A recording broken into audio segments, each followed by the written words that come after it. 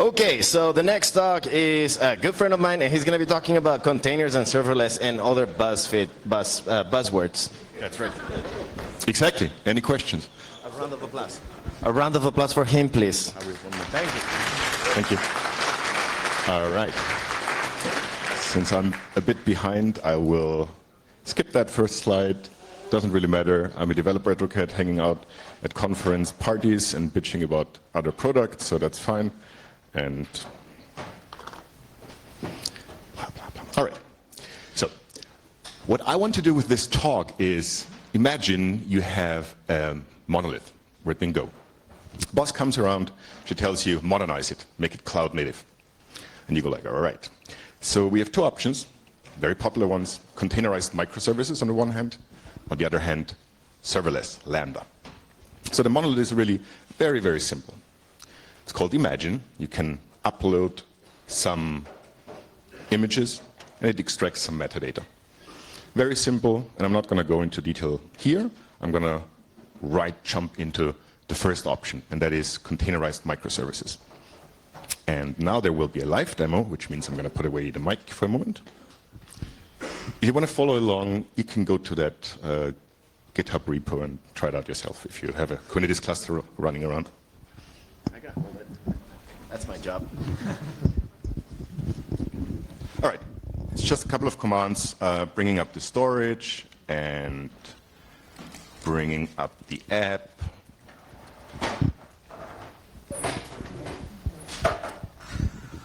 Brilliant, wow. And exposing that front end. So, just want to give you a little bit of a feeling how that actually looks like.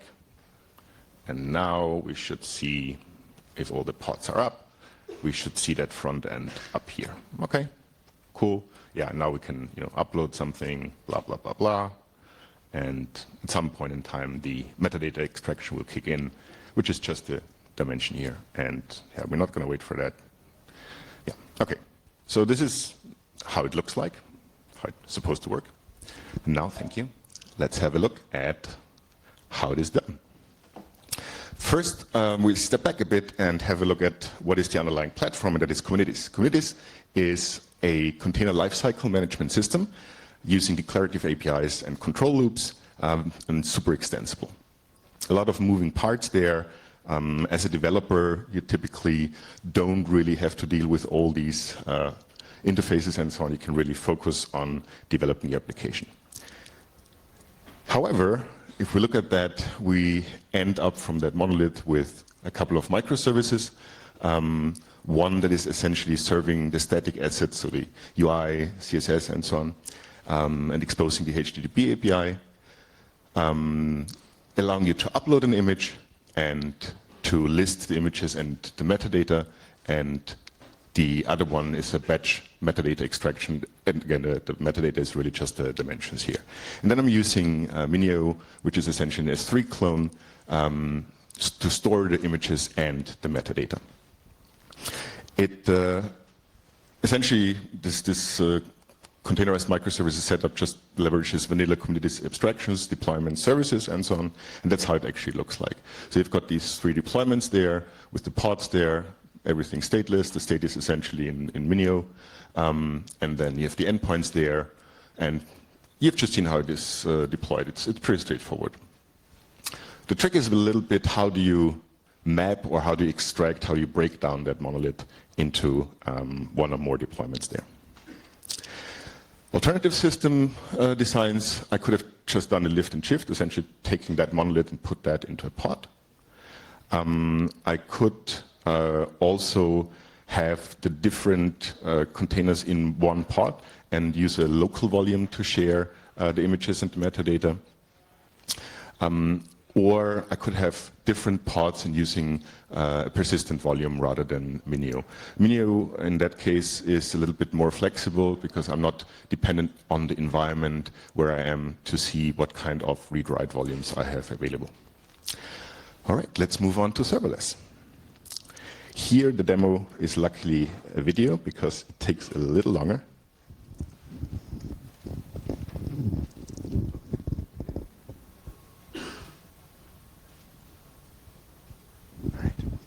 Okay, so there's a make file. I don't think you can really see that very well.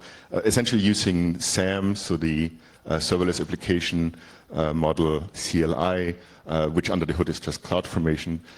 You have a couple of buckets there where you have the images, the code, and so on. And then it deploys that, taking too many minutes. We're not going to wait for that until it's there. And yeah, you see the stack coming up. And at some point in time, the Lambda functions are there. All the code is ready. The API gateway, so that you can hit the functions there.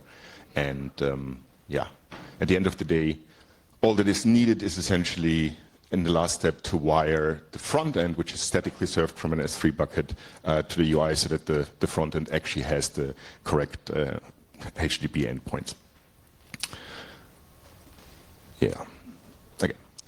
End result should be the same. Obviously, yeah, you've got CloudWatch for the logs. Not so super interesting, but essentially more or less besides the provisioning,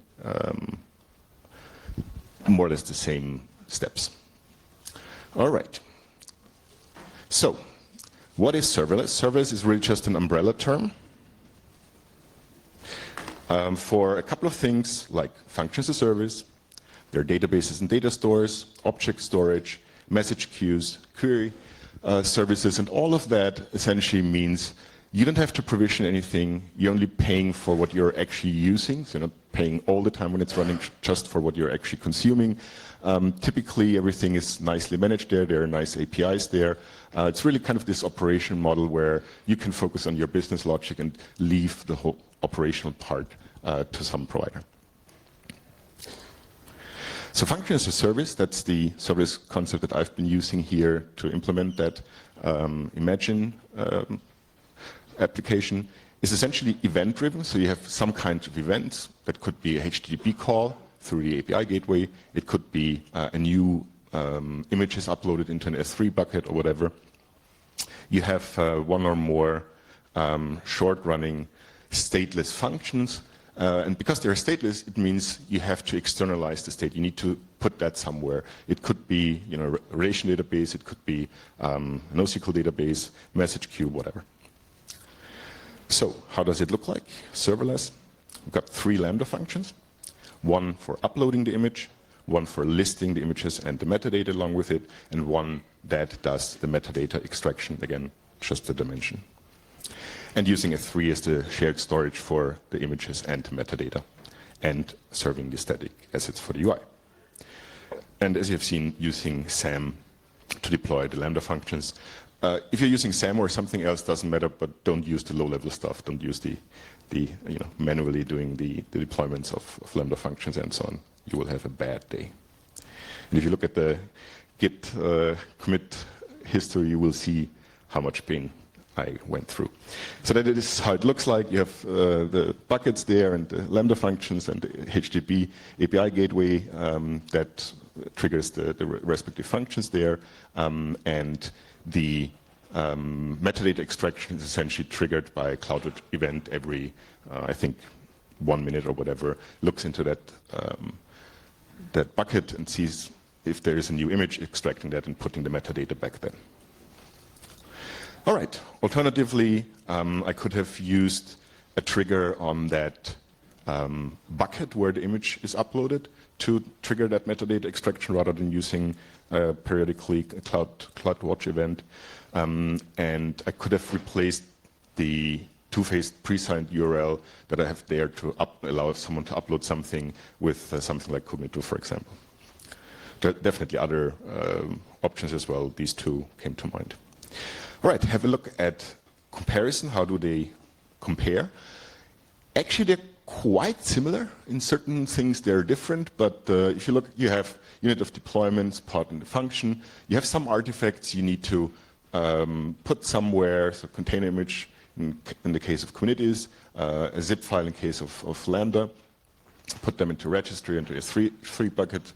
The biggest difference there in terms of event triggers is that Kubernetes it's not entirely true with Knative now, but vanilla Kubernetes doesn't really have this notion of events that you can use there in Lambda or in pretty much all the public cloud offerings that offer some functions as a service. They are built in. State, you can have stateful sets and other things, custom resources. In case of Lambda, it's stateless, right? There is no state in that function. Latency-wise, yeah, can be sometimes challenging. Get back to that in a moment. Observability, obviously, you're a bit more locked into if you're using a cloud provider there.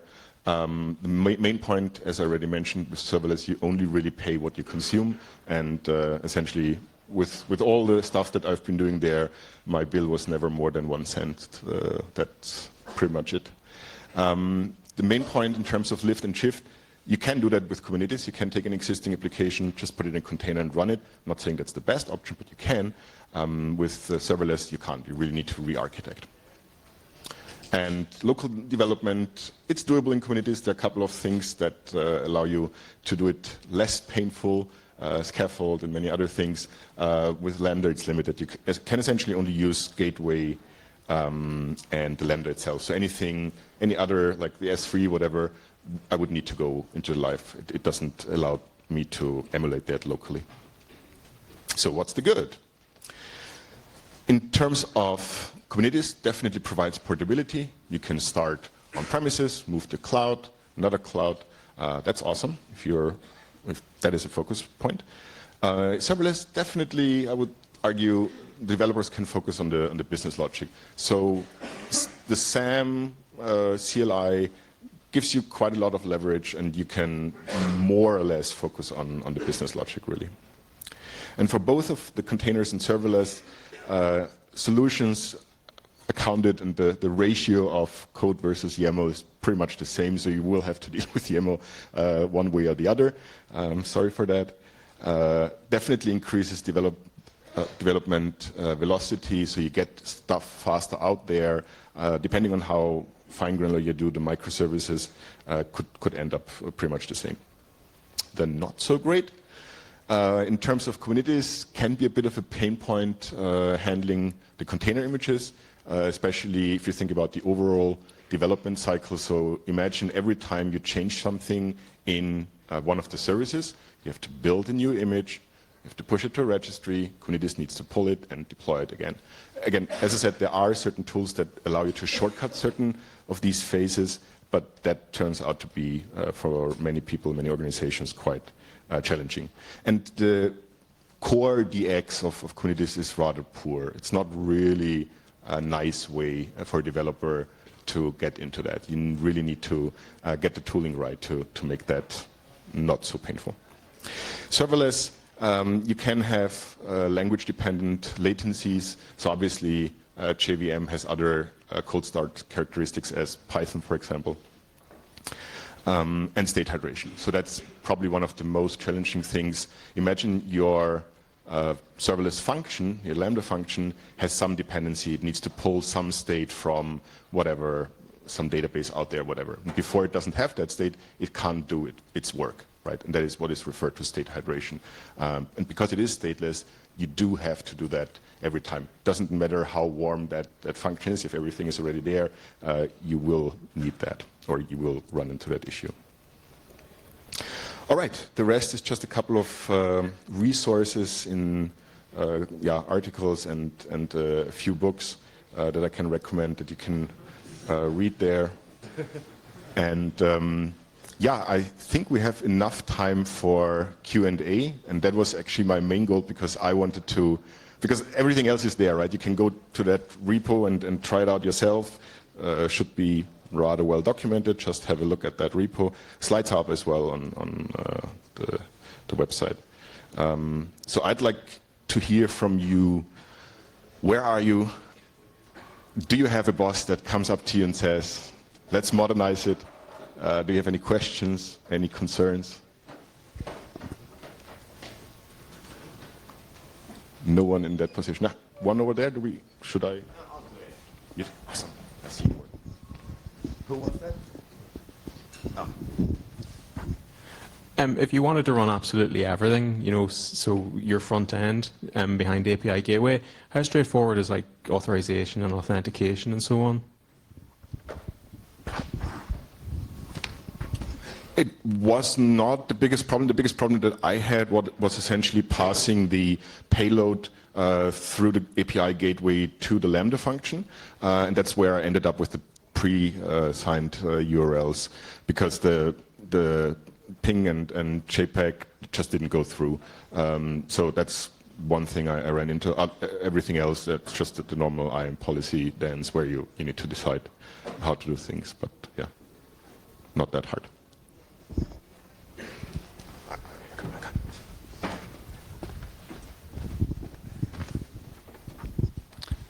So when you have around, like, let me say 300 Lambda functions and they run and you change something, and how do you ensure that everything still runs?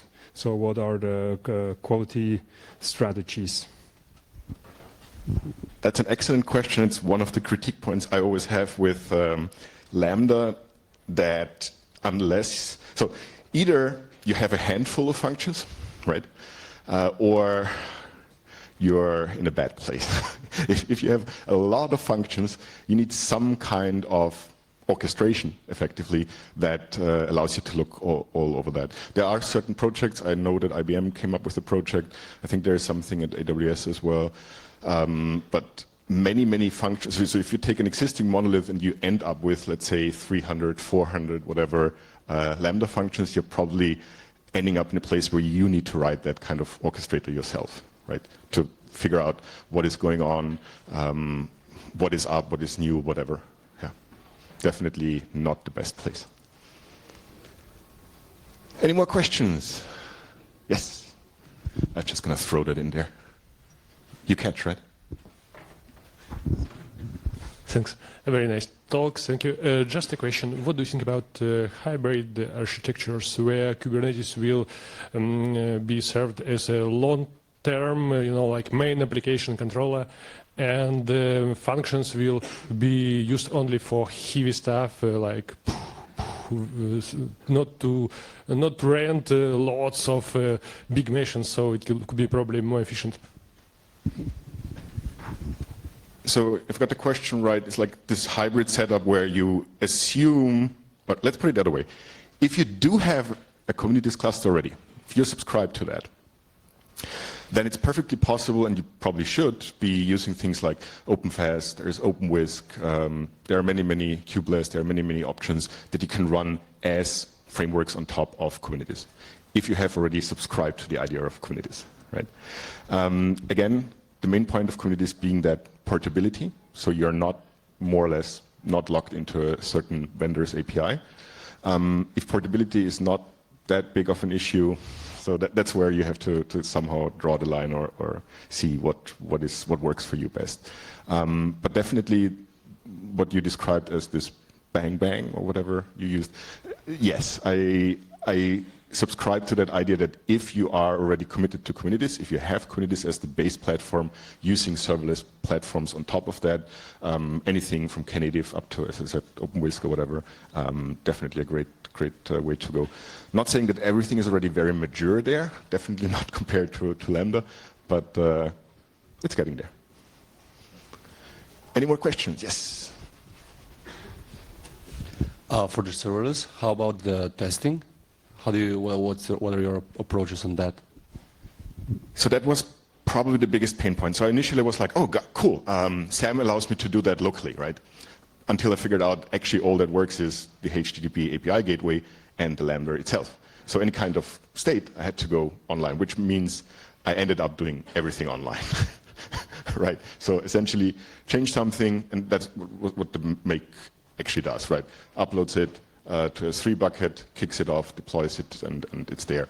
In average, maybe once it's up, the initial CloudFormation deployment takes a few minutes, but once it's up, a matter of 10, 15 seconds until you have the new version there. It's not that bad. Unless you have, huge dependencies and you're pumping up, I don't know, 500 megabytes every time.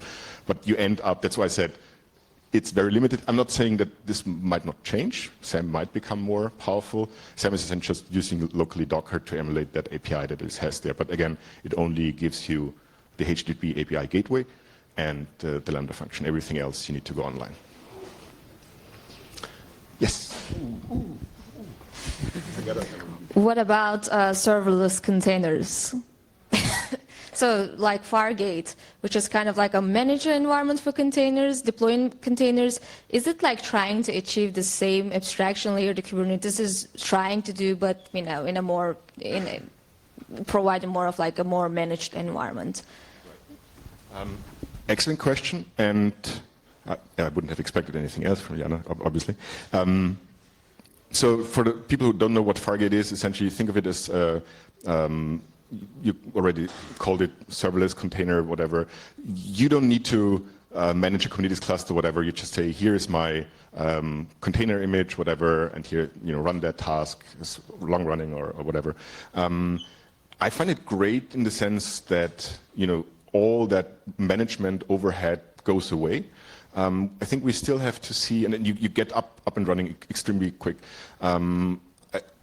The challenge that I see is twofold. On the one hand, mentioned already the main point of Kubernetes being this portable system that you can move between different environments. Can you do Fargate, I don't know, in your on-premise environment and then move to the cloud?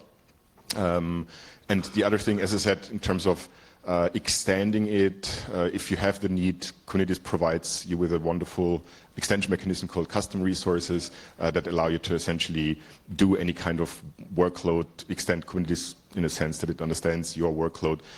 You might not have the same possibilities there with Fargate. These would be the kind of limitations. Otherwise, I would say absolutely limitations. These are the current things that I don't really have a good answer to. But otherwise, yeah, absolutely. No doubt. Any more questions? We have 2 minutes. Okay. What's your opinion about versioning of serverless Lambda functions, something like that? Because when I have APIs and I have versions, then I become trouble. And if I have even smaller functions like serverless Lambda functions, the trouble gets even bigger, I guess, if I introduce versioning. That's kind of like implicitly done. So every time you deploy a new function, you get essentially a new zip file or whatever in there. That's automatically done for you. I'm not entirely sure if you can actually go back that easily. I've never done that. But yeah, it's automatically done. So you don't really have to care about that in case of Lambda. I'm not sure. I've never tried that. Sorry? Oh, sorry. The question was, can you use 2 different versions of a function at the same time? And I said, I haven't tried it out. Might be the case. I'm not sure. All right. Cool. Thank you.